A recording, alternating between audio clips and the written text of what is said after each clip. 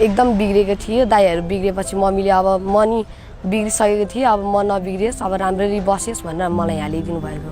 देशको लागि केही गरौँ भनेर आएको छु। अब पढ्न पनि राम्रै पढ्छु, म राम्रै खेल्छु फुटबल पनि। म सानैदेखिबाट फुटबल खेल्न मन लाग्छ, किनकि म पछि गएर नि फुटबल प्लेयर बन्छु। मेरो एम चाहिँ फुटबलर हो, प्लेयर बनेछ नि नेपालको टिमबाट खेल्ने सोच छ। राम्ररी अहिले यहाँनिर त्यही खेल्न आइरहेको। बच्चादेखि यो नेपाललाई चाहिँ फुटबलमा चाहिँ माथि लैजाने भन्ने एकदम धारणा छ।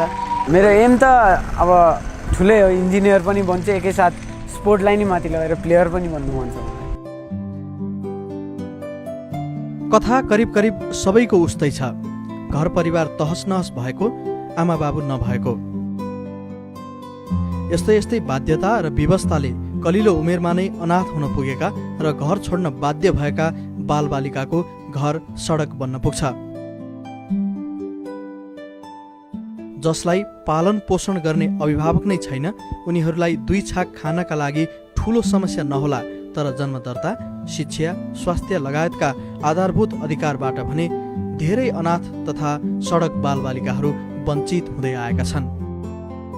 स्ट्रिट चाइल्ड भनेपछि पेरेन्ट्सहरू नभएको बच्चाहरू धेरै हुन्छ, वा थाहा नभएको आइडेन्टिटी याद नभएको बच्चाहरू धेरै हुन्छ। उनीहरूलाई डाइरेक्ट लिगली उनीहरूलाई रेजिस्ट्रेसन लिनलाई गाह्रो हुन्छ, किनभने उनीहरूको रिसोर्सेस केही पनि छैन। अब के को आधारमा उहाँहरूलाई चाहिँ दिने भन्ने एउटा ठुलो क्वेसन मार्क हुन्छ।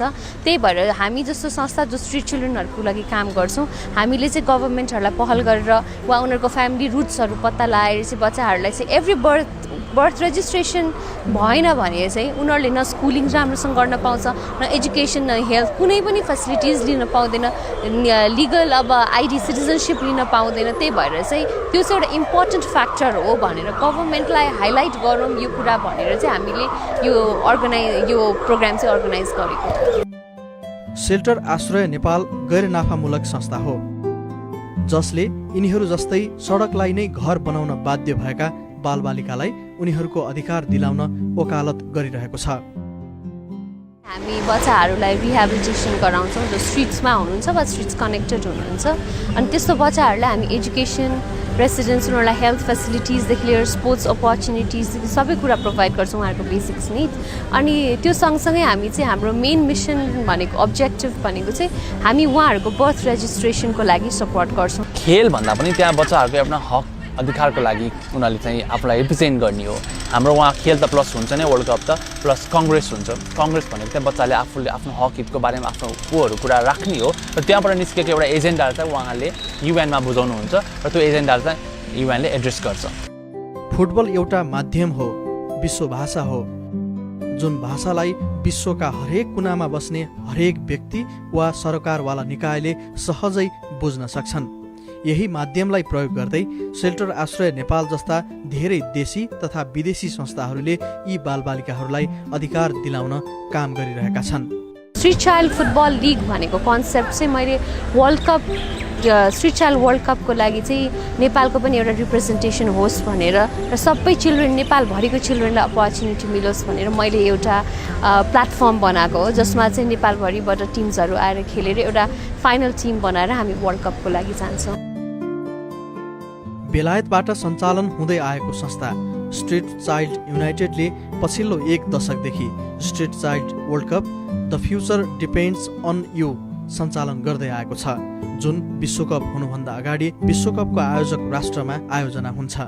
Main objective is to give the street children or street connected children a voice so that they are not going to be in the streets ever and ever. सडकसँग जोडिएका विश्वका 200 बालबालिका एउटै स्थानमा जम्मा हुन्छन् र फुटबल खेल्छन्, जहाँ आफ्नो अधिकारका लागि आवाज बुलन्द बनाउने मौका पाउँछन्। खेलाडी मात्र होइन, एउटा हामीले उहाँबाट फर्केर एउटा रोल मोडल चाहिन्छ, हामीलाई एउटा एम्बेसडर चाहिन्छ जसले चाहिँ उहाँ के सिक्यो अरूको यहाँ आएर हाम्रो बच्चाहरूलाई के दिन सक्छ, त्यस्तो खालको खेलाडी छनौट गर्दैछन्। गभर्मेन्टलाई चाहिँ रिक्वेस्ट पनि हो हाम्रो चाहिँ एउटा कि उनीहरूको लागि भने एउटा स्पेसल कुनै प्रावधान गरियोस्, जस्तो कि लास्ट इयरको वर्ल्ड कप पछि इन्डियामा चाहिँ यो कुरा आयो, इन्डियाको टिम त्यसमा पार्टिसिपेट भएपछि चाहिँ इन्डियाले चाहिँ कन्स्टिट्युसन एसेम्ब्लीमै यो कुरा निकालेर त्यसको प्रोसेस अगाडि बढायो। त्यो कुरा चाहिँ हामी हाम्रो गभर्मेन्टबाट पनि एक्सपेक्ट गर्छौँ। नेपालले यो प्रतियोगितामा सहभागिता जनाउन लागेको पहिलो पटक हो। 5 वर्षको प्रयासपछि नेपालको यो अभियानले सार्थकता पाउँदैछ। हामीले यसको लागि 5 वर्षदेखि फलो गरिरहेको थियौँ। यस वर्ष चाहिँ हामी सफल भयौँ। यसमा चाहिँ हजुरको फेयर प्लेमा चाहिँ हजुरको यो हाम्रो यो चाइल्ड प्रोटेक्सन पोलिसिजहरू हुन्छ, हाम्रो चाहिँ फाइनेन्सियल पोलिसिजहरू हुन्छ, सबै कुरा क्लियर भएपछि मात्र त्यो संस्था चाहिँ त्यसमा आबद्ध भएर आफ्नो बच्चालाई रिप्रेजेन्ट गर्न सक्छ। अनि हामीले चाहिँ सबै हाम्रो पेपरवर्कहरू उहाँलाई बुझाएर सेटिस्फाई गराइसकेपछि चाहिँ हामी सेल्टर आश्रय नेपालले चाहिँ एज अ टिम नेपाल भएर चाहिँ त्यहाँ रिप्रेजेन्ट गर्न आँटेको हौँ। अभिभावकको हेरचाह नपाएर सडकमा ओर्लिएका बालबालिका विभिन्न किसिमको दुर्व्यसनीमा फस्दै आएका छन्, जसका कारणले उनीहरू विभिन्न किसिमको रोगबाट ग्रसित समेत हुँदैछन्। सेल्टर आश्रय नेपाल लगायत यस क्षेत्रमा क्रियाशील संस्थाहरूले उनीहरूको चिन्ता र समस्याको निवारण गर्छ। यो अभियानले उनीहरूलाई असल नागरिक बनाउन पनि प्रेरित गर्नेछ। बालबालिका भविष्यका कर्णधार हुन्। उनीहरूको आजले देशको भोलिको भविष्य निर्धारण गर्नेछ। त्यसैले सबै बालबालिकाले समान अधिकार पाउनुपर्छ। आफ्नो परिवारको शनाखत नभएका बालबालिकाको परिचय खोज्ने काम सेल्टर आश्रय नेपाल लगायतका संस्थाले गर्दै आएको छ। अझै पनि यी संस्थाहरूमा धेरै बालबालिका र किशोर किशोरीहरू छन् जो पहिचानविहीन छन्। उनीहरूलाई पनि राज्यले मात्र एउटा नागरिक सरह हेर्नुपर्छ भन्ने अभियानमा सेल्टर आश्रय नेपाल जस्ता संस्थाहरू छन् र सडक बालबालिकालाई पनि उनीहरूको परिचय प्रदान गर्नु राज्यको दायित्व हो।